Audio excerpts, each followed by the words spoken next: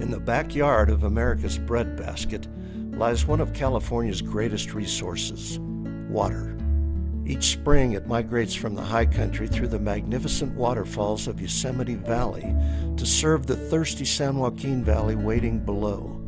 The scale of these waterfalls is world-renowned, but perhaps the smallest is the most wondrous of all, Horsetail Falls and its legendary cascade of fire.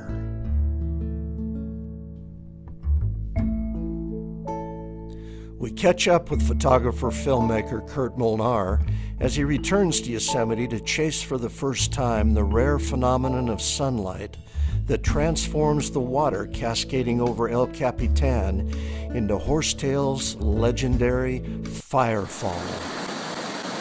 I'm sitting here on the banks of the Merced River just below Yosemite Park.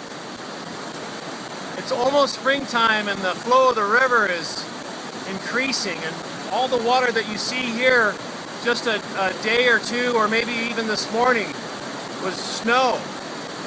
California plays an amazing and an important role in not only its own economy, but in the world economy, and this water is an integral part of it. We're descending now down into Yosemite Valley, and it's pretty cool. You come around this turn and boom, this is what is here to greet you.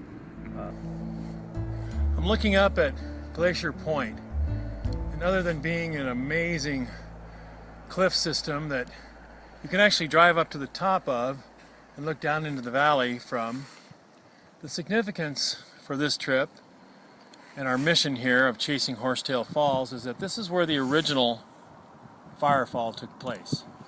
All the way at the top, they would burn wood all day long until they had this huge mass of burning coals.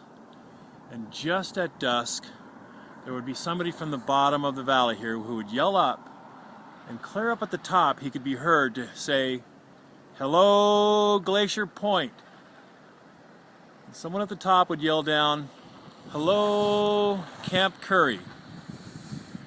At the bottom they would yell, "Let the fire fall."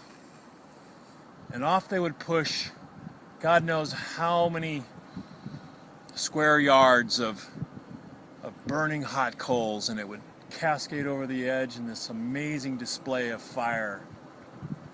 There's nothing like it in the world.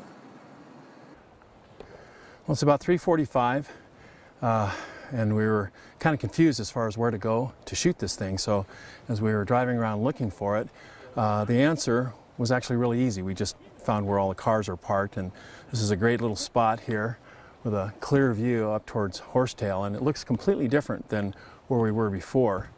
You can actually see that it's got some water on it. It's really not flowing too much, but we might get a little glow on it. So we're optimistic, but we are managing our expectations. Well, it's 11 minutes after 4, and the latest development is that the clouds are seeming to be rolling in.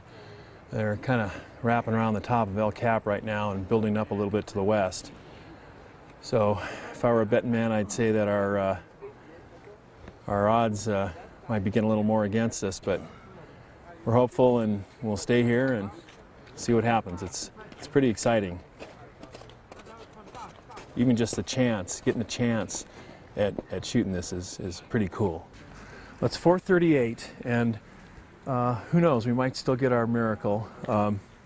We've got a little light that's starting to break through and light up the area.